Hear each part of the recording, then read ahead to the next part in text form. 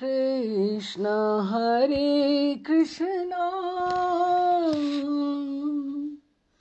कृष्ण कृष्ण हरे हरे हरे राम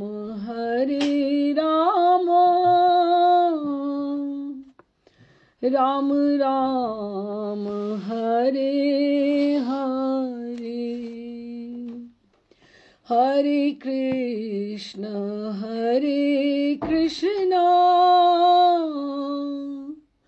कृष्ण कृष्ण हरे हरे हरे राम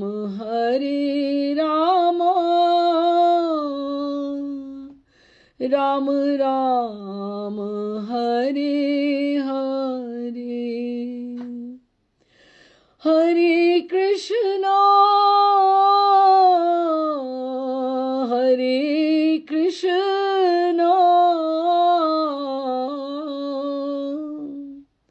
कृष्ण कृष्ण हरे हरे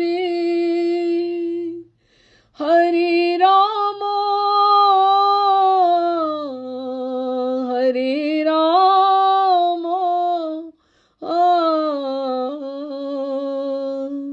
राम राम हरे हरे हरे कृष्ण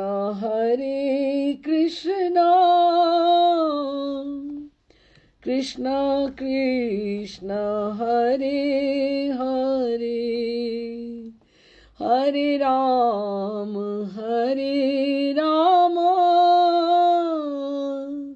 राम राम हरे हरे श्री कृष्ण चैतन्य प्रभु नित्यानंद श्री अद्वैत गदाधर श्रीवासादि गौर भक्त वृंद श्री रूप सनातन भट्ट रघुनाथ श्री जीव गोपाल भट्ट दास रघुनाथ एही छे गोसाई कोरी चरण वंदन यहाँ ते विघ्नाशे अभीष्ट पुरन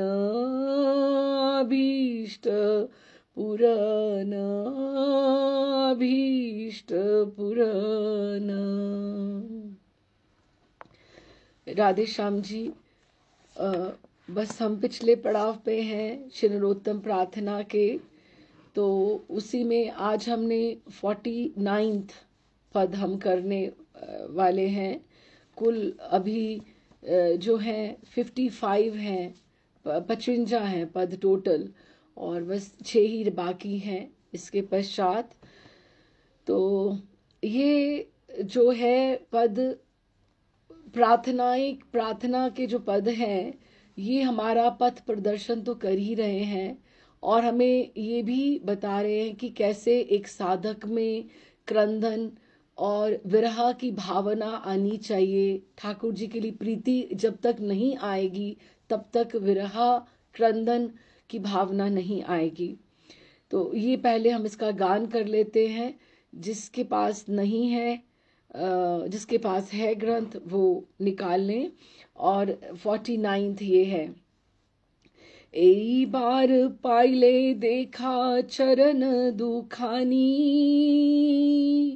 हियार माझे रे राखी जुड़ाव पराणी। तारे ना देखिया मोर बने बड़ ताप, अनले पशिब के जले दिव छाप। मुखेर मुछाव घाम खायो आब पान गुआ, घामे ते बातास दिव चंद नादी चुआ।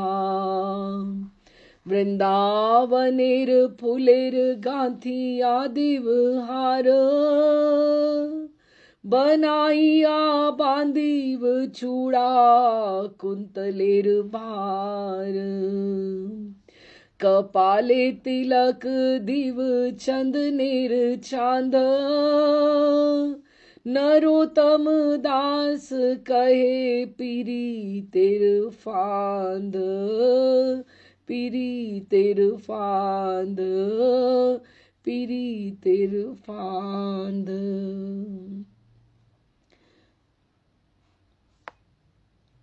बहुत छोटा सा पद है, 10 पंक्तियों का।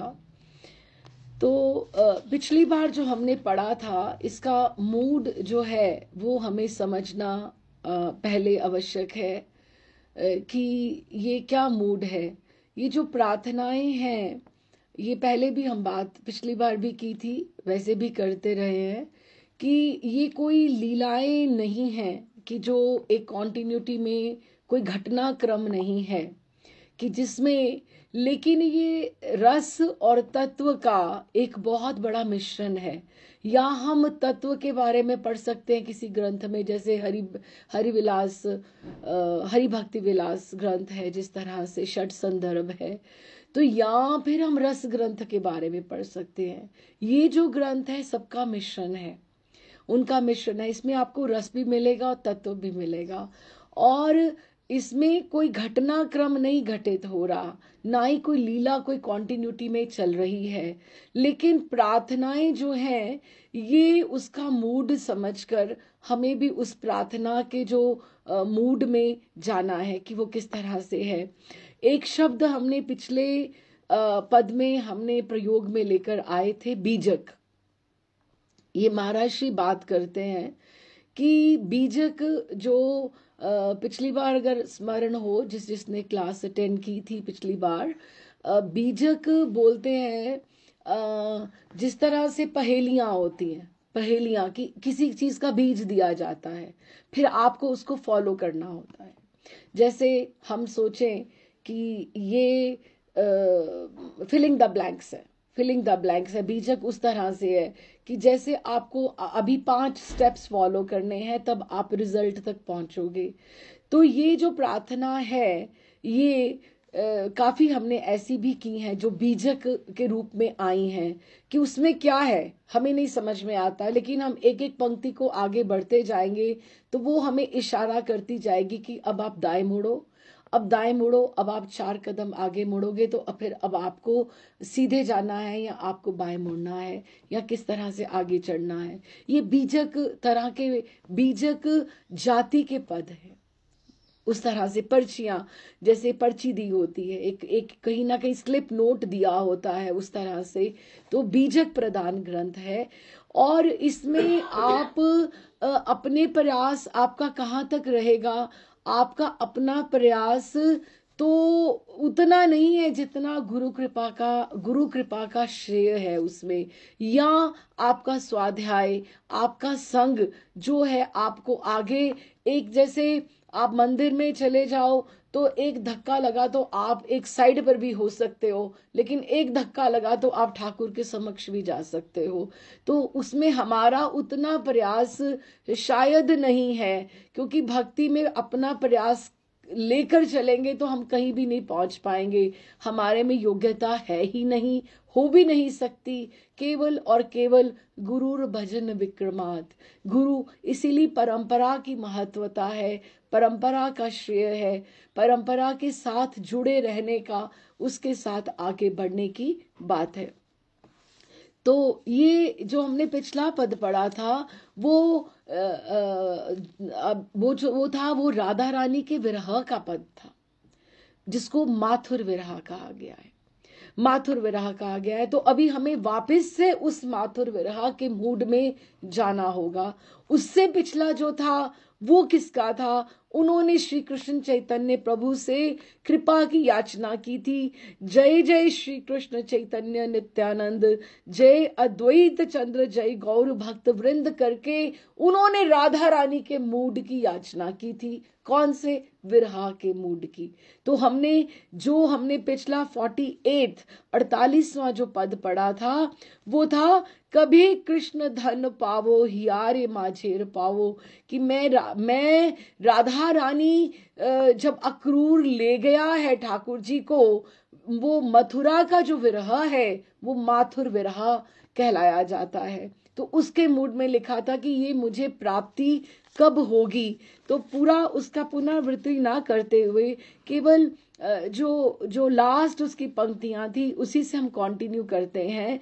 ये 19वां जो पद है, उन्होंने कहा था, कहे नरोत्तम दास कि मोर जीवने आश, कि नरोत्तम दास ठाकुर कहते हैं कि मेरे जीवन की आस कोई नहीं बची है। क्यों? क्योंकि छाड़ी गेल ब्रिजेंद्र कुमार, कि मुझे ब्रिजेंद्र कुमार छोड़ गए हैं।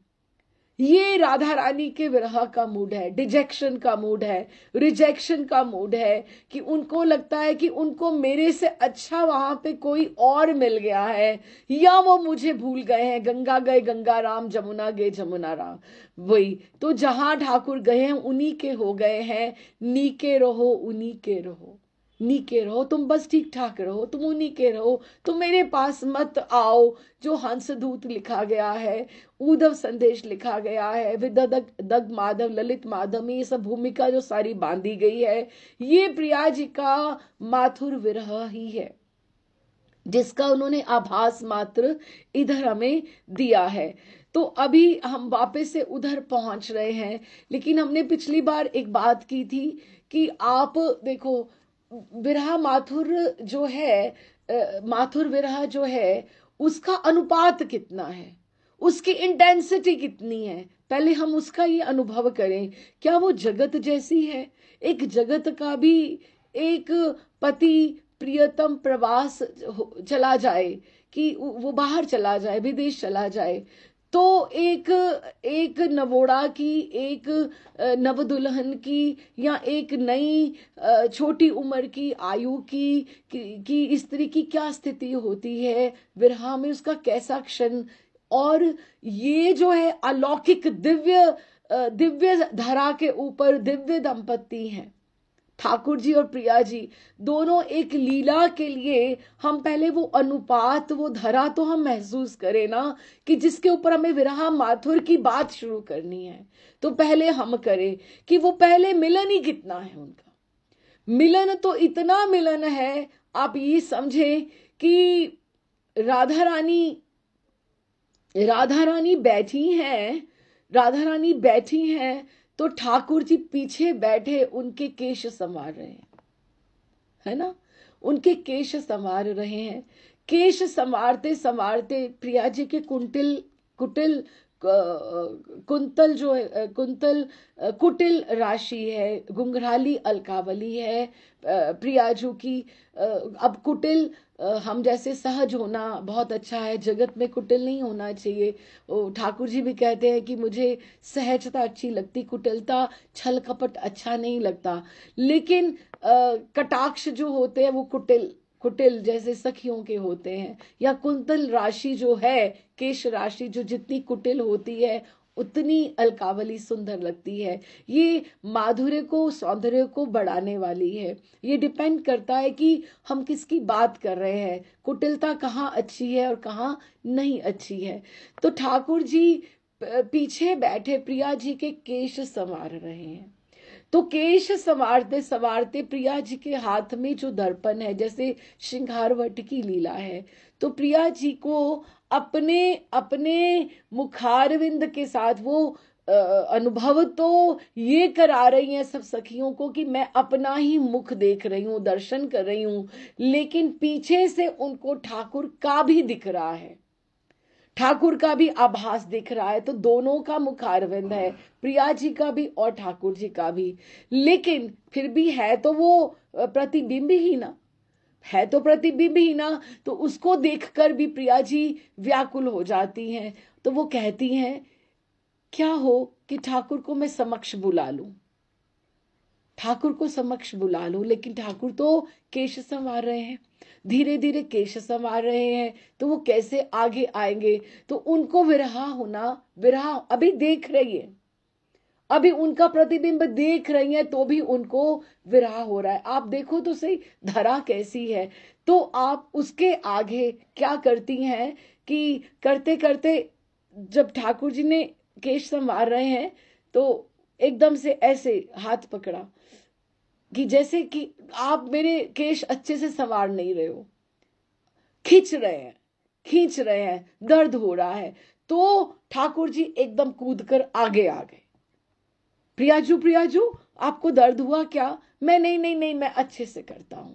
तो पुलकित प्रिया जी एकदम से अपने मन की रुचि का जानकर कि मैं चाहती थी कि ठाकुर जी, प्रतिबिंब मैं देख रही थी कि ठाकुर जी समक्ष आ जाएं।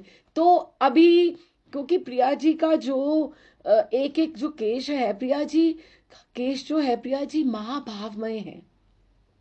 उनका एक एक जो केश है वो भी महाभाव में अंकुरित है, और उसी में ठाकुर जी उसको सजाते हैं, सजाते हैं। पहले धीरे धीरे चिरुनी करते हैं, चिरुनी कंघी को बोलते हैं, चिरुनी करते हैं, फिर उसको अच्छे से करके उसको वेणी वेणी बनाते हैं, वेणी गुंथन करते हैं। उसके पश्चात वेणी गुंथन करने के पश्चात उसमें बहुत सुंदर पुष्प पुष्प वहां लगाते हैं। जो वेणी की पुष्पों को जो गूंथ के रखी है सखियों ने, उसको सुसज्जित करते हैं। फिर वहां यहाँ लगाते हैं, यहाँ साइड पर लगाते हैं। फिर मोर पंख की एक बड़ी सुंदर एक चंद्रिका सी बनाकर प्रिया जी के केशों में व्यवस्थित करते हैं। अब इतना रसिक प्रियतम ये कौन कौन होगा? इतना रसिक प्रियतम आपको, जैसे मैं आपको लीला ये सुना रही हूँ, श्रृंगारवट की है, सब ग्रंथों में है। वहां पे वृंदावन में स्थान है श्रृंगारवट, जहाँ पे ठाकुर जी ने श्रृंगार निधिवन में रंग महल है, सेवा कुंज में, सेवा कुंज में प्रिया जी के वो चरण चापन कर रहे हैं। कोई हम ज्यादा तो नहीं बोल रहे, हम तो खुद देखते हैं। फिर ऐसा रसिक प्रियतम जो आपको दुनिया में आपको कोई ऐसा रसिक प्रियतम कोई मिल सकता है? जगत में विरह तो मिल सकता है, लेकिन उतनी धरा का नहीं मिल सकता। पहले हम मिलन तो सोचें, ये मिलन है कितना, कितना मिलन, बड़ा मिलन है कि कितना, उतना ही तो बड़ा अनुपात से विरह होगा ना। हम किस मिलन और किस विरह की बात कर रहे हैं। पिछली बार भी ये माथुर विरह की बात करते करते हमने हेतहरिवंश जी का हमने पद की बात की थी, उसको भी आज प्रणाम करते हुए चलते हैं। आज मोहिनी एकादशी है, आज हेतहरिवंश जी का प्रागट्य उत्सव भी है। तो इसी बहाने से, इसी व्याज से उनके ही पद का गान करके हम उनको प्रणाम करते। बड़े सुंदर पद पदावली है। तो आज हम उनको हेतहरिवंशी को प्रणाम करते हुए उन्हीं का पद गान करके हम देखते हैं माथुर विरह की बात तो हम तब करें ना जब हमें मिलन का भी पता हो। सखियां बैठी हैं निकुंज में और प्रिया जी को समझा रही हैं कि झट झट आप मान कर लेती हो, झट झट आप मान कर लेती हो, कोई अच्छी बात तो ना है ना? तो आप इतना मान ना किया करो। तो उनको ये समझा रही हैं और क्या कहती हैं? सुन मेरो वचन छबिली श्री राधा, तै पायो रस सिंधु अगाधा। कि अरी छबीली राधा, तू झट झट से मान कर लेती है, एकदम से। तुझे पता है तुझे कैसा प्रियतम मिला है, कैसा प्रियतम मिला है? तै पायो रस सिंधु अगाधा, ये रस का समुद्र है त्रिलोकीनाथ, जो तुम्हें अनायास ही तेरी झोली में आकर, तेरे प्रेम की, तेरी सहजता के, तेरे वशीभूत होकर आ गया है। अगाध रस सिंधु अगाधा, वो तुम्हारे बस में हो गया है। हाँ, अभी वश में बात करें कि ठाकुर जी कितने वश में हैं, तो कितने ही पद निकले, कितने ही पद निकले। फिर तू वृषभानु गोप की बेटी, मोहन लाल रसिक हंसी बेटी। कि मैं जानती हूं सखियां उनको समझा रही हैं, तू बड़ी छबीली है, बड़ी छबीली नार है, तो कि तू अपने आप को वृषभानु बड़े गोप की तू बेटी मानती है, लेकिन मोहन लाल से रसिक है वो बहुत, उनसे हंस हंस कर भेंट किया करो, उनसे ज्यादा मान ना किया करो, नहीं तो और भी बहुत सी गोपियां हैं, या और भी बहुत, चंद्रावली भी हैं, पद्मा शैव्या, ठाकुर जी और भी वो वैसे ही बहु गोपी जन वल्लभ हैं, वो कहीं और चले जाएंगे, लेकिन तुम मोहन लाल रसिक हंस बेटी, कि तू चाहे वृषभानु गोप की ही बेटी है, फिर भी तूने प्रसन्नता पूर्वक रसिक मोहन लाल को तूने अपनाया है। और फिर क्या बोले, जाहि विरंची उमापति नाए, तापे तैवन फूल बिनाए। कितनी सुंदर है ये भी, वहीं पे मान और वेणी श्रृंगार की लीला है। आप वही सोचो कि ठाकुर जी बीच बीच में वेणी श्रृंगार करते हुए बीच में फूल झुकने चले गए वहां पर, क्या कि जाही विरंची, विरंची किसको बोलते हैं, ब्रह्मा जी को बोलते हैं, और उमापति गोपेश्वर महादेव को बोलते हैं ना, उमापति, तो वो जिनके चरणों में वो शीस नवाते हैं, इतने वो बड़े हैं ब्रह्मा जी जिन्होंने सृष्टि का किया है, और उमापति गौरीनाथ वो इतने बड़े हैं, प्रलय सृष्टि करने पे आए तो क्या क्या सृष्टि कर दे, और प्रलय करने पर आए तो क्या कर दे, लेकिन तुम उससे क्या काम करवाती हो, क्या, तापे तेवन फूल बिनाए, कि तुम ये कहती हो कि मुझे वो वाले फूल चाहिए, आज मेरी वेणी में वो वाले फूल आप लगाओ, जरा वो आप चुन के तो लाना। आप देखो मिलन का स्तर देखो, फिर ही तो विरह का स्तर समझ में आएगा कि जाही विरंची उमापति नाए, तापे तैवन फूल बिनाए।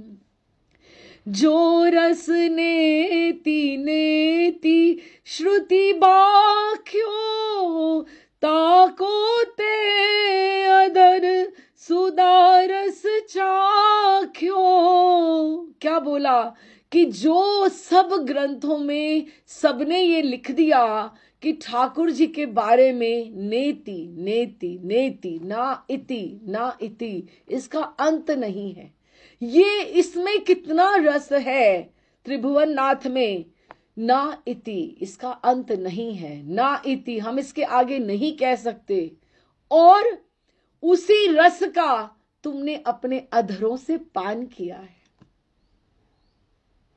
तुमने उसी रस का पान किया है जिसकी वो समझ नहीं पा रहे, पकड़ नहीं पा रहे, कौन, वेद, जो श्रुतियां हैं वो कुछ उसका छोर और छोर नहीं पा रही हैं, और वो अधर रस का तुमने पान किया है, तू तो बड़ी छबीली है, तुम्हारे सौभाग्य की हम कहां तक प्रशंसा करें, तुम इतनी बड़ी हो और फिर भी तुम मान करती हो कि जो रस नेति नेति श्रुति भाख्यो, भाख्यो कहना कि जो उन्होंने श्रुतियों ने कहा है, जो रस नेति इसका और छोर है ही नहीं, ताको तय अधर रस सुधा रस चाख्यो, कि तुमने ही उसके अधर का रस पान किया है। ठाकुर जी और प्रिया जी का मिलन बता रहे हैं कि ठाकुर जी प्रिया जी के कितने कितने उनकी बात मानते हैं और कितने वो रसिक प्रियतम है। फिर तेरो रूप कहत नहीं आवे, मैं मानती हूं कि तुम भी बहुत सुंदर हो, लेकिन वो भी काम नहीं है, तुम उनसे इतना रूठा मत करो, तुम बड़ी छबीली हो, तुम बड़ी छबीली नार हो, तेरो रूप कहत नहीं आवे। जय श्री हित हरिवंश कछुक जस गावे। हित हरिवंश जी आज कुछ थोड़ा सा प्रिया जी का यश गा रहे हैं, महिमा गा रहे हैं। क्या कितनी महिमा गा रहे हैं, कितनी बड़ी बात कह दी और कह रहे हैं हमने थोड़ा सा गान किया है और सारी बात तो कह दी कि जिसको उमापति ब्रह्मा जी श्रुतियां नाइती नाइती आगे करके वो फूल बीन रहे हैं ठाकुर जी, वो प्रिया जी के आगे, और वो ठाकुर जी के अधरों का रस यूं ही पान कर रही हैं। तो ये प्रिया जी की महिमा ना हुई तो क्या हुआ? और कहते मैंने थोड़ा सा ही तो गान किया है, और कितना अधिकार से गान किया है। ताको तय तय, तू बुलाना किसी को हक से बुलाया जाता है। आप नहीं बोला गया यहाँ पे राधा रानी के लिए, ताको तय अधर सुधा रस चाख्यो, कि तुमने उसके अधर का रस का पान किया है। ये बड़े अंतरंग हित 84 के पद है। आज हमने मोहिनी एकादशी पे जो वैशाख पूर्णिमा हमारे राधा रमन जी का जो प्रागट्य दिवस के से पहले की एकादशी मोहिनी एकादशी आती है, तब श्री श्री हित हरिवंश जी का उनका प्रागट्य उत्सव रहता है। तो आज हमने उन्हीं को प्रणाम करके हमने ये उनका राधा रानी और ठाकुर जी के मिलन की बात करी है। तो अब हम ये समझें कि इतना बड़ा मिलन है, कितना वो कहना मानते हैं। फूल तो वो चुनने झट से चले जाते हैं, हाँ, और इतने बड़े होकर भी यूं प्रिया जी को मान के हाहा खाते हैं। तो उनका विरह कितना होगा, उनका विरह कितना होगा। वो अनुपात तो देखे ना हम कि प्रिया जी तो झट झट मान कर लेती थी, लेकिन जब वो चले गए तो चले ही गए ना, वो तो वहां पर आई नहीं, तो कितना वो दुखी हुई। अब हम इनके मिलन की धरा के ऊपर माथुर विरह की बात करें, है ना। तो फिर क्या कहती हैं नरोत्तम ठाकुर, सीधा ही 48वें पद से सीधा ही माथुर विरह में जब उन्होंने कहा छाड़ी गेल ब्रजेंद्र कुमार, कि मुझे ब्रजेंद्र कुमार छोड़ के चले गए हैं, वो मुझे उन्होंने छोड़ दिया है। तो अगली पंक्ति में उन्होंने कोई संबोधन नहीं है, हरी हरी मेरे दिन कब आएंगे, हे राधा रानी, हे ठाकुर जी, हे गौर हरि, कुछ नहीं। सीधे से उन्होंने क्या बात करी, एई बार पाइले देखा चरण दुखानी। दुखानी मतलब दोनों, कि मुझे कहीं से भी ठाकुर जी के चरण दिख जाए। सबसे पहले चरणों की बात करी कि कहीं से भी कैसे भी करके राधा रानी के विरह के मूड के शरणागत होकर चंपक मंजरी वो क्या बोल रही हैं कि एक बार इसी जन्म में, एक बार कि इसी बार मेरे को कैसे भी होके ठाकुर जी के चरण दुखानी, मुझे चरण दोनों के दर्शन हो जाएं। अब देखो चरणों के दर्शन जो हैं, क्या ये चरणों का ही बात क्यों करी, मुखारविंद की भी तो कर सकती थी कि मुख मुझे दिख जाए। हाँ, चरणों की बात क्यों करी, क्योंकि अभिमान नहीं है, अभी शरणागति है, अभी वो इतनी विरह में है कि सीधा उन्होंने चरणों की बात करी। अभी आप देखिए गोपी गीत में भी, अगर गोपी गीत में भी हम देखें तो कई पद हैं वृंदावन के ऊपर हैं, कई ठाकुर जी की स्माइल के ऊपर हैं। जो सेकंड वाला पद है, सेकंड वाला जो श्लोक है शरद उदाश्रय, वो ठाकुर जी के नेत्रों के ऊपर है। तब कथामृतम ठाकुर जी की कथा के ऊपर है। लेकिन 4 श्लोक ऐसे हैं और जो उपसंहार है गोपी गीत का वो चरणों के ऊपर है, क्योंकि भक्तों को, साधकों को चरणों के ऊपर ही कंसंट्रेट करना चाहिए, चरणों का ही बात करना चाहिए। अगर हम देखें तो गोपी गीत के वैसे तो ये जो इसका श्लोक है 5वां श्लोक है, विरिचिता भयम विष्णु धूर्यते चरण मीयुषा संसरते भयात, कि आपके, उन्होंने बोला कि आपके जो चरण हैं वो मुझे भव सागर से पार करने वाले हैं। संसरते, संसरते संसार से के भय से पार करने वाले हैं। लेकिन इसमें एक ही पंक्ति में 2 शब्दों में उन्होंने चरणों की बात करी, लेकिन ये जो 7वां श्लोक है ये फुली डेडिकेटेड है ठाकुर जी के चरणों के ऊपर। कैसा आता है? प्रणत देहि नाम पाप कर्षणम तृणचरानुगम श्रीनिकेतनम फणिफनार्पितम ते पदाम्बुजम कृणुकुचेषु नाम क्रंदिरक्षयम। ये चरणों के ऊपर डेडिकेटेड है। प्रणत देहि नाम, कि अगर तुम उनके चरणों पे तुम प्रणाम करोगे वो तुम्हारे सारे पाप आकर्षित, वो तुम्हारे पापों को खींच लेंगे। चरणों पे अगर हम प्रणाम करते हैं, वही चरणों की बात कर रहे हैं। एक बार पाइले देखा चरण दुखानी, कि मुझे अगर ठाकुर जी के वो मुझे अगर चरण दिख जाएं दोनों, तो अभी तृण चरानुगम। अच्छा, फिर उसके पश्चात 2 और हैं, जैसे चलसी चलसी यद ब्रिजाचारयन पशु नलिन सुंदरम नाथ ते पदम। नलिन सुंदरम, कमल के समान जीते सरोज हैं ठाकुर जी के चरण कमल, जैसे जीते जागते कमल हैं जो चलते हैं। नाथ ते पदम, कि जब आप गैयाओं के पीछे चलते हैं तो हमें बहुत कष्ट होता है, लेकिन इसमें भी 2 शब्द ही आए चरणों के ऊपर। और 13वां जो श्लोक है इसमें ये भी पूरा का पूरा डेडिकेटेड है ठाकुर जी के चरणों पे, कि आप देखो गोपियों को इतने विरह में ठाकुर जी के चरणों की बात क्यों? क्योंकि शरणागति, अपना उनका स्वामित्व और अपना दासत्व प्रदान हो रहा है, कि हम दासी हैं, आप हमारे स्वामी हो, कि आप हमसे बड़े हैं, हम आपके शरणागत हैं। तो क्या उन्होंने बोलते हैं? प्रणत कामदम पद्मजार्चितम धरणी मंडनम ध्येयमापदी चरण पंकजम शंतमं च ते रमण नस्तने श्वर्पयादिहन। बहुत सुंदर, बहुत सुंदर।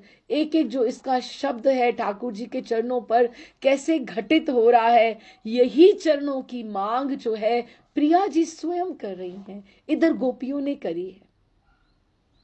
कैसे करा? ये देखो, प्रणत कामदम, जो आप चरणों पे झुकते ही जो आपको देने वाले हैं। प्रणत कामदम, जब आप प्रणत होते हो, कामदम आपकी कामना को पूर्ण करने वाले हैं ऐसे चरण। पद्म जार्चितम, पद्मा जिनकी सेवा करती है। कौन पद्मा? लक्ष्मी जी। पद्मा जिनकी सेवा करती है। धरणी मंडनम, अगर वृंदावन में आ गए तो धरणी का भी, धरती का भी श्रृंगार हो गया। जब ठाकुर जी वृंदावन में चले तो धरणी मंडनम, की धरती का श्रृंगार हो गया ठाकुर जी के वहां पे विहार करने से। ध्येय मापदी, ध्येय क्या? सबके जीवन का लक्ष्य क्या है? ठाकुर जी के चरणारविंद। ध्येय मापदी, ध्येय ध्येय लक्ष्य, सबका लक्ष्य क्या है? ठाकुर जी के चरणों पे, चरणों को प्राप्त करना। यही है एई बाल पाइले देखा चरण दुखानी। इसीलिए उन्होंने चरणों की बात करी, हाथ की बात नहीं करी, मुखारविंद की बात नहीं करी, क्योंकि वो यहाँ पर अपना क्या बताना चाहती कि मैं आपकी दासी हूं और आपके विरह में हूं, आप स्वामी हैं, आप आके मुझे अपनाइए। फिर चरण पंकजम शंतमम जते, ये ऐसे चरण हैं जो शंतमम जते, जो मुनि ध्यान लगाकर अपने एकाग्र होकर चरणों का ध्यान यहाँ करते हैं, अपने मन में बसाते हैं। रमण नास्तनेश्वर पे आदिहन, हे ठाकुर आप इतने सुंदर, आपके ये जो चरण हैं आप मेरे वक्षस्थल पर, आप मेरे हृदय के ऊपर विराजित कर दीजिए। क्यों कर दीजिए? मेरे हृदय में जो आधी व्याधि, जो जितनी कामनाएं, जितनी अभिलाषाएं, जितनी लालसाएं हैं, आपके चरणों के साथ वो सबका शमन हो जाएगा, क्योंकि मुझे आपकी प्राप्ति के अतिरिक्त और कुछ भी नहीं चाहिए। मुझे किसी की भी लालसा अभिलाषा है ही नहीं। केवल ये, अब ये देखो, ये विरहा है, ये विरहा गोपी गीत में क्षणिक है, क्षणिक है। ठाकुर जी मिल गए थे ना बाद में, तो उन्होंने चरणों के ऊपर 4 श्लोक बोल दिए, और आखिर में भी जब ठाकुर जी मिले तो भी उपसंहार में भी चरणों की ही बात हुई थी। लेकिन ये बात यहाँ पे जो विरहा माथुर, हम सबको पता है ठाकुर वापस वृंदावन नहीं आए। हालांकि हम सोच के देखें तो महाराज श्री कहते हैं कि ठाकुर जी वृंदावन का, ठाकुर वृंदावन से बाहर एक कदम भी नहीं रखते हैं, पर लीला में तो गए ना गए होते तो जगन्नाथ जी की भूमिका कैसे बनती, कुरुक्षेत्र की लीला कैसे होती, द्वारिका में सुदामा कहां से आता। इसका मतलब या तो ये झूठ है या वो झूठ है। हुआ तो सही ना, अपने भाव में आप कैसे भी अनुभव करो, लेकिन ठाकुर जी गए तो लीला में ना। तो एक बार पाइले देखा चरण दुखानी, कि इस बार केवल और केवल आप मुझे प्रिया जी के विरह की वो स्पार्क लेकर, उसकी इंस्पिरेशन लेकर, उसकी पात्रता लेकर, चंपक मंजरी कह रही है कि एक बार पाइले देखा चरण दुखानी, कि मुझे आप अपने चरणों की आप शरण दे दीजिए, आप चरणों के दर्शन दे दीजिए। अभी भी हम पहली पंक्ति के ऊपर ही हैं, क्योंकि हम उस विरह को अनुभव करना चाहते हैं। इसीलिए हमने पहले प्रिया जी का मिलन की भूमिका हमने दी, उसके बाद हमने विरह के ऊपर आए। फिर और क्या करूंगी, आपके चरण मिल गए तो क्या करूंगी। तो उन्होंने जब बोला कि मैं अपने स्वर पे आदि हन, कि मैं अपने हृदय के ऊपर रखकर मेरी सारी लालसाएं अभिलाषाएं दूर हो जाएंगी, तो इसमें कहाँ अलग है, इसमें क्या बोला, हियारे माझेरे राखी जुड़ाव परानी। सेम ही बात है, बिल्कुल सही, एक ही लय में बात करी गई है। जो गोपी गीत का हमने ये जो श्लोक, ये जो हमने पढ़ा, ये वाला 13वां श्लोक जो हमने ये पढ़ा, रमण चरण पंकजम शंत ममचते रमण न स्तनेश्वर पयादिहन, कि आप मेरे हृदय पे रख दो ताकि मेरी सब लालसाएं अभिलाषाएं दूर हो जाएं। और इसमें इन्होंने क्या कहा, हियारे माझेर, मैं हृदय में इसको रखूंगी, और रखते ही राखी जुड़ाव परानी। जुड़ाव किसको बोलते हैं, जुड़ाव शीतल हो जाएंगे। मेरे प्राण, मेरे जो पंच प्राण हैं, मेरी पंच इंद्रियां, मेरे जो पंच प्राण हैं, सारे के सारे एकदम से जैसे बोलते हैं ना, ठंड पड़ जाएगी, जैसे सुशीतल हो जाएगी, कि इसके अतिरिक्त मुझे कुछ नहीं चाहिए, केवल और केवल आप मुझे अपने चरण का दासत्व दे दीजिए, चरणों का दासत्व दे दीजिए। हियारे माझेरे राखी, ये साधकों को सिखा रहे हैं नरोत्तम ठाकुर चंपक मंजरी के रूप में, कि हियारे की ठाकुर जी के चरणों को सदैव सदैव अपने हृदय में विराजित करो। क्यों, क्योंकि ठाकुर जी के चरणार विंद का जब हम आश्रय लेते हैं तो हम अपना संपूर्ण, वो यही होता है कि हमने हाथ खड़े कर दिए, कि हमारा संपूर्ण दासत्व, कि हम आपके हैं। बस जब चरण ले लिए, चरण मांग बोल दिए, इसका अर्थ यही हुआ ना कि हमारे मन में कोई छल कपट नहीं है, हमने अपने हाथ खड़े कर दिए, हमें और कुछ नहीं चाहिए, आप हमारे स्वामी हो और हम आपकी दासी हैं। तीसरी पंक्ति में क्या कहते हैं, तारे ना देखिया मोर मने बड़ ताप, कि मैंने आपको देखा नहीं है, तारे ना देखिया, कितनी बड़ी बात है। कितने दिन हो गए, कितने महीने बीत गए, कितने वर्ष बीत गए, तारे ना देखिया। प्रिया जी का ये माथुर विरह है, क्या बोल रही है कि मैंने आपको नहीं देखा, बहुत दिन हो गए, तारे ना देखिया मने बड़ ताप, मेरे मन में बहुत बड़ा ये संताप है कि कितने दिन बीत गए हैं, मैंने आपके दर्शन नहीं किए। ऐसा विरह हमारे में आता है क्या, नहीं आता ना। ऐसे प्रीति, ऐसे जब तक प्रीति नहीं होगी, जब तक पहले मिलन हम महसूस करें, ठीक है, हम अनुभव नहीं कर सकते क्योंकि हमारा कभी साक्षात मिलन नहीं हुआ, लेकिन हम प्रिया जी के विरह के अनुगत्य में हम एक बार, चंपक मंजरी भी तो वही उठा रही है ना, उनके विरह में ही तो अपना विरह उठा रही है ना।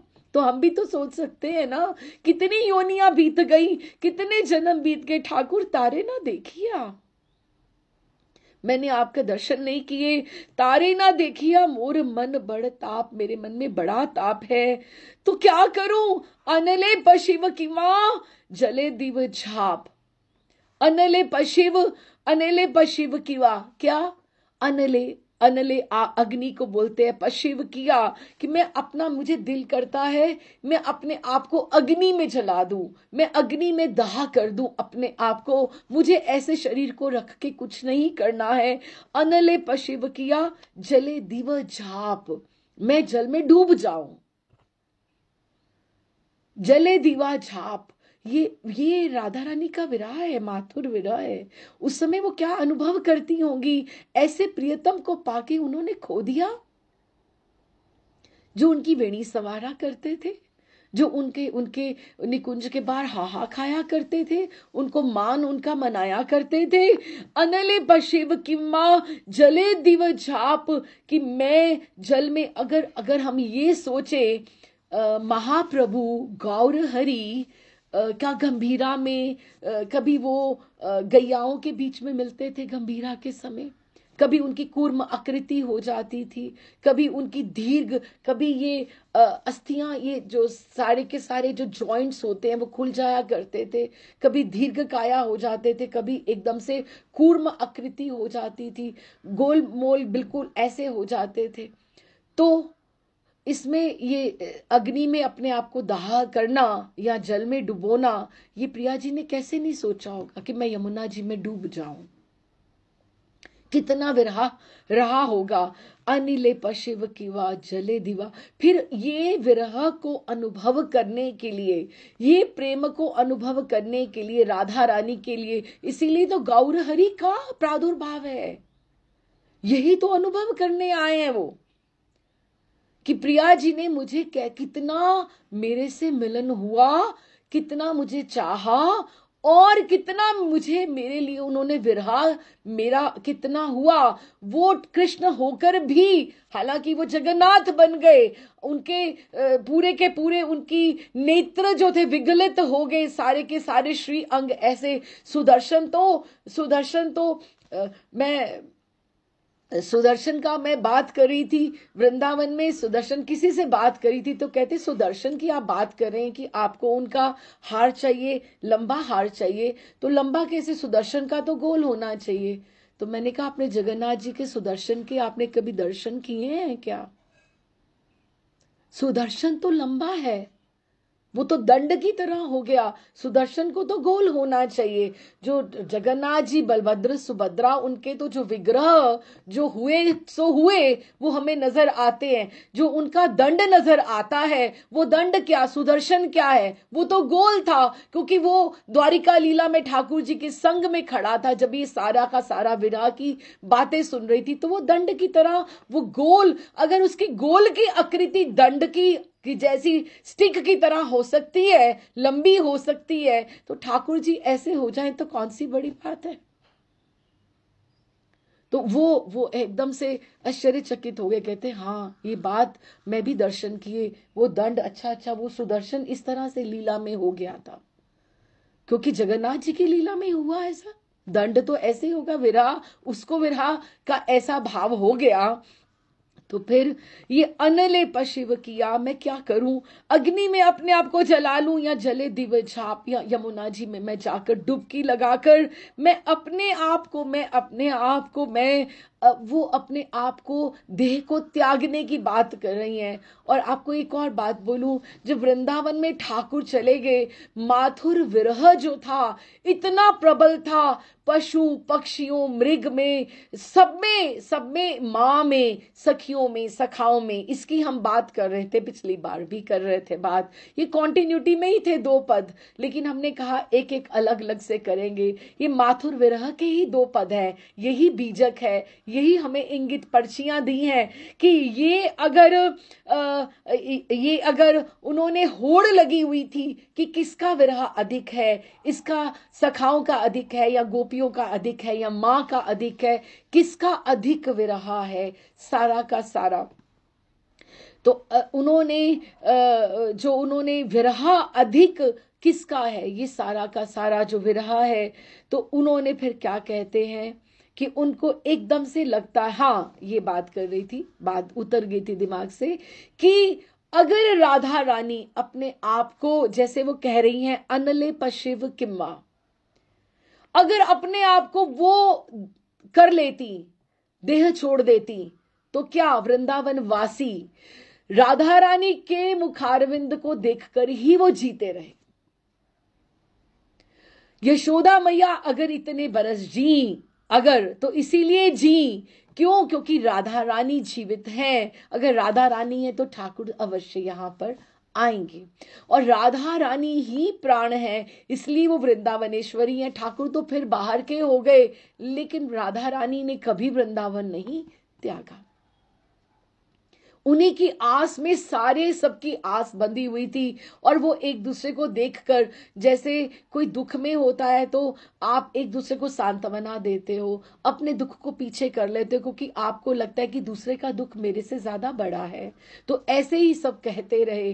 वृंदा देवी भी ऐसे ही, जब काम्य वन में, जब वृंदा देवी, जब वहां पे विमला कुंड के पास काम्य वन है, जहाँ जय कृष्ण दास बाबा की का ने उन्होंने भजन स्थली है, जब वहां पर गोविंद देव जी चले गए, मदन मोहन जी बारी बारी से सब रथ चले गए, वृंदा देवी जो गोविंद देव जी के साथ प्रकट हुई थी, जो ब्रह्मकुंड से, जिनका श्री रूप गोस्वामी पाद ने जिनको प्राप्त किया था, उन्होंने वृंदा देवी सब रथ च निकल गए, वृंदा देवी का रथ नहीं चला, वहां पे रथ नहीं चला उन्होंने। तो क्या उन्होंने कहा, गोविंद देव जी तो ठाकुर जी तो अपनी इच्छा के वो स्वामी हैं, अगर वो जाना चाहे जयपुर जाए, जहां मर्जी जाए, यहां राजस्थान, कहां जहां जाना चाहे, लेकिन वृंदावन की अधिष्ठात्री देवी, अगर वृंदा देवी यहां से चली गई तो साधक यहां पे उनका विश्वास वृंदावन से हट जाएगा। वो वृंदा देवी का विग्रह जो काम्य वन में है, पर्णम में है, हमें यमुना जी वृंदा देवी की आज्ञा लेकर उनकी सेवा तत्परता की भावना की याचना उन सबसे करनी चाहिए। यही है जो हमें आगे बढ़ा सकते हैं, अगर हम आध्यात्मिक दृष्टिकोण से आगे बढ़ना चाहते हैं। तो प्रिया जी ने कभी वृंदावन नहीं छोड़ा, सोचती नहीं मैं ये कर लूं, मैं यमुना जी में डूब जाऊं, मैं अपने आप को अनिले पशिवा की मां जले दीवा झाप ना, पर वो गई नहीं, सहती रही। उनका वही सहना जो था, वही गौर हरि के अवतार की भूमिका बनी। यही तो राधा चरित्र है, राधा रानी का चरित्र है। फिर उनको अनायास ही लगा कि अगर ठाकुर आ गए तो मैं क्या करूंगी। अब अगला बीज आया, देखिए ये बीजक पद, जैसे ये एक अलग मूड में आया। ये हमने 4 पंक्तियां पढ़ी, अब ये जो अगली पंक्तियां हैं ये हमें बता रही हैं, मुखेर मुछाव गामे खुआओ पान गुआ। ठाकुर जी आ गए। उनको इतना भाव आ रहा है कि प्रिया जी को, और वैसे ही चंपक मंजरी को आ रहा है, क्या ठाकुर जी आ गए तो मैं क्या करूं, मुखेर मुछाव घामे, कि आपको श्वेत बिंदु आ गए हैं, आप चल के आए हैं, आप रथ से आए हैं, मैं नील वस्त्र की, जो मैंने नीली साड़ी पहनी हुई है, मैं आपके मुखेव मुछाव, मैं आपके मुख को पहुंच दूं क्या। वो अनुभव कर रही हैं, और उनके अनुगत्य में चंपक मंजरी भी अनुभव कर रही हैं, मुखेर मुछाव घामे, कि मैं आपके मुख को क्या मैं पहुंच दूं, खवाओ पान गुआ, कि आप वृंदावन वापस आ गए तो मैं आपको अच्छे से पान बीड़ी तांबूल लगाकर मैं आपको अर्पण करूं कि आप ये पाइएगा, मैं आपको भोग के लिए मैं करूं, क्योंकि वो सेवा उस भाव से करना चाहती हैं। फिर कहती हैं, घामे ते बातास देव चंदन आदि चुआ, कि घामे ते, कि आप बहुत ग्रीष्म में, आप बहुत गर्मी में आए हो, घामे ते, कि आप जैसे गर्मी, गामे ते बातास, बातास जैसे घामे ते गर्मी लगनी ग्रीष्म ऋतु में, और एकदम से जैसे पसीना सब स्वेद बिंदु आ जाने, बातास पंखा, कि मैं आपको पंखा अच्छे से करूं, या चंदन आदि छुआ मैं बहुत सुंदर आपकी पीर कर दूं। आपका जो सारा का सारा जो चंदन है वो एकदम से स्वेद बिंदुओं से एकदम से तरल हो गया है, वो स्खलित हो गया है, तो मैं आपको चंदन अर्पण कर दूं क्या? ये कौन पूछ रहा है? ये राधा रानी पूछ रही हैं, क्योंकि अगली पहली चार पंक्तियों के बाद ये उनका ये भाव आ गया कि ठाकुर आ गए। जो एक भक्त एक साधक जीता है वो आशा और निराशा, निराशा और आशा के झूले में ही जीता है। कभी वो साधक है, कभी वो मंजरी है, कभी वो गौरहरी लीला में है, कभी वो निकुंज की लीला में है, तो वो आशा और निराशा के झूले में ही जी रहा है। तो उनको यही लग रहा है कि मैं आपको पानगुआ लगा दूं, या मैं अच्छे से आपको मैं पंखा कर दूं, या मैं चंदन आपको पीर अर्पण कर दूं। आओ आओ आप इधर बैठो ना ठाकुर जी, आप इधर बैठो, हे श्याम सुंदर, मैं क्या करूं? देखो कितना सुंदर है। वृंदावनेर फूलेर गांथिया दिव हार, बनाया बांधिव चूड़ा कुंतलेर भार। ठाकुर जी को देख रही है, मथुरा से आए तो उन्होंने मुकुट पहना हुआ है, वो तो श्रृंगारी नहीं है गोप वेश का। आप वृंदावन के तो लग ही नहीं रहे हो। जब तक गोप वेश नहीं होगा, जब तक आपकी पगड़ी नहीं बंधेगी, चूड़ा नहीं बंधेगा, मोर पंख नहीं होगा, बंशी धारण नहीं करोगे, तो आप हमारे वाले ठाकुर कैसे लगोगे? नहीं लगोगे ना। आओ आओ वृंदावनेर फूलेर गांधिया। देखो वृंदावनेर, कहीं और के फूल नहीं, वृंदावनेर, वनेर, कितना उसमें अपनापन है। तुम्हारे वृंदावन के फूलों की मैं माला गूंथ दूं। वृंदावनेर फूलेर गांथिया दिवहार, ये ऐसे ही तो वेलकम होता है ना, कि पंखा करना, बस उनका स्वेद बिंदु पहुंच देना, पान लगाना, अच्छे से हार अर्पण कर देना, ये वेलकम स्वागत ही तो है। वो अनुभव कर रही हैं, पहले विरह में थी, अभी वो अनुभव कर रही हैं कि ठाकुर जी आ गए हैं। तो क्या कहती हैं? वृंदावनेर फूलेर गांथिया दिवहार, कि मैं वृंदावन के फूलों से, ये फूल भी आपके विरह में थे ठाकुर जी, बहुत दिनों से किसी ने माला नहीं बनाई, तो मैं अच्छे से फूलों को गांथ के दिव्य हार बनाकर आपको धारण करा दूं क्या? आज्ञा ले रही हैं प्रियाजू और चंपक मंजरी उनके अनुगत्य में। और क्या कहती हैं? बना वृंदावनेर फूलेर गांथिया दिव हार, बनाया बांधिव चूड़ा कुंतलेर भार। आपने क्या ये मुकुट पहना हुआ है, ये अच्छा नहीं लग रहा, मुकुट को पीछे कर दो। बनाई वाह, मैं आपका क्या बनाती हूं, बांधी व चूड़ा, मैं आपके केशो कुंतल अलकावलियों को एकदम से सुलझा के अच्छे से उसका संस्कार करके मैं उसका चूड़ा बनाकर एकदम से गोल बनाकर ऊपर से मोर पंख सुंदर सुंदर और पुष्पों की रचना कर दूंगी, ताकि आप हमारे श्याम सुंदर लगो, आप हमारे राधा रमन लगो, आप हमें मथुरा के ठाकुर नहीं लगो, मुकुट में आप वैसे लगते हो। बनाई वा बांधी व चूड़ा कुंतलेर भार, चूड़ा किसको, इसी को बोलते हैं जब मोर पंख धारण कराए जाते हैं, और मोर पंख और उसको सुंदर सुसज्जित किया जाता है सुंदर वृंदावन के फूलों के साथ। कुंतलेर भार, कि वो कुंतलों का कुंतल राशि जो है ठाकुर जी की, वही कुटलता की बात आ गई ना। तो वो जब गिर गिर के लट इधर आती है, मुकुट में तो सारा समेट के ऊपर रख लेते हैं ठाकुर जी, लेकिन उनकी केश राशि का जो दर्शन तो वृंदावन में ही होता है। वृंदावन में ही होता है कि कुंतल चूड़ा भी वही सजता है, मोर पंख भी वही लगते हैं। अब मुकुट में कहां से मोर पंख लग जाएंगे, एक आधा लग जाएगा ऊपर, लेकिन जो जो बात केश राशि से आएगी, पाग से आएगी, वो बात तो वही गोपवेश में ही बनती है ना। और फिर क्या कहती हैं प्रिया जी? कपाले तिलक दिव चंदनेर चांद, आओ मैं आपकी कपाल पर, कपाल मस्तक, हाँ, कपोल गाल को बोलते हैं और कपाल मस्तक को बोलते हैं। कपाले तिलक, कि मैं आपके कपाल पे, आपके मस्तक पे बहुत सुंदर दिव्य चंदनेर चांद, मैं चंदन का चांद बना दूं, बहुत सुंदर बना दूं क्या? हाँ, कपाले तिलक दिव चंदनेर चांद, नरोत्तम दास कहे पीरी तेर फांद।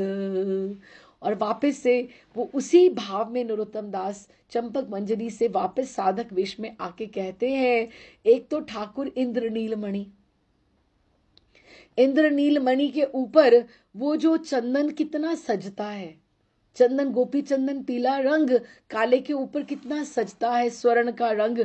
तो वो जब चांद जो बनता है वो सबको फांसने के लिए एक ट्रैप है, वो ट्रैप है चंदनेर फांद, वो चंदन का वो परीतेर फांद, प्रीत में बांधने के लिए एक फंदा है। ठाकुर जी की आप श्रृंगार को यूं ही मत समझ लेना। महाराज जी बताते हैं जो राधा रमन जी कान के जो छल्ले पहनते हैं ना, वो भक्तों को फंसाने के लिए, प्रिया जी के कटाक्षों को रोकने के लिए पहनते हैं। आप जो मर्जी वो कुंडल जो भी मर्जी पहने, लेकिन उनके वो वो छल्ले हैं ना कानों के, वो हमेशा हमेशा वो रहते ही रहते हैं वहां पर। आप कोई भी श्रृंगार, कोई भी गोस्वामी सेवा में रहें, लेकिन उनके जो कानों के छल्ले हैं ना वो बड़े इंपॉर्टेंट हैं। इसी तरह जो चंदन का है ये भी बहुत इंपॉर्टेंट है। किस तरह से बोले कि हम उस दिन भी दूसरा जो ग्रंथ कर रहे थे नीलाचल में ब्रिज माधुरी, बहुत सुंदर रूप माधुरी के ऊपर भी, आज भी काफी रूप माधुरी के ऊपर ही बात हो रही है। तो उसमें भी 2 पंक्तियां थी ठाकुर जी के तिलक के ऊपर, तो मैं उसको भी पढ़ती हूँ। ठाकुर जी के तिलक के ऊपर कि वो फंदा है, छोटा मत समझ लेना। ठाकुर जी की अभी ये नहीं पता है कि ठाकुर जी की मुस्कुराहट अधिक घायल करने वाली है कि नेत्र अधिक घायल करने वाले हैं। ठाकुर की केश राशि जो है वो अधिक आपको घायल करने वाली है या चरण घायल करने वाले हैं। ठाकुर जी रस की पिटारी है, रस सिंधु है। तो क्या बोला, कहा कहूं कहाँ कहूँ छवि रूप माधुरी, जो मैं आज विलो की, उपमा नहीं मिलत वाकी कहूँ, ढूंढ फिरी त्रिलोकी। इसी में, इसी पद में रूप माधुरी के ऊपर, उसके ऊपर क्या कहते हैं, तिलक के ऊपर की हम बात कर रहे हैं। शीश विराजत मोर मुकुट सखी, भाल ही चंदन चंदा। समझना, शीश विराजत मोर मुकुट सखी, भाल ही चंदन चंदा। ये भाल ही चंदन चंदा क्या है? मानो ये नव ब्रिज युवतिन के, मन मोहन हित फंदा। ये मन को मोहने के लिए, हित के लिए, हित मतलब कारण के लिए ये फंदा लगाया है।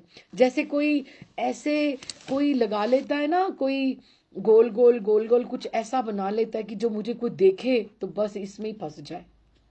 कोई जैसे टोना टोटका कोई कर दे, तो ये ठाकुर जी ने ऐसा ही लगाया हुआ है।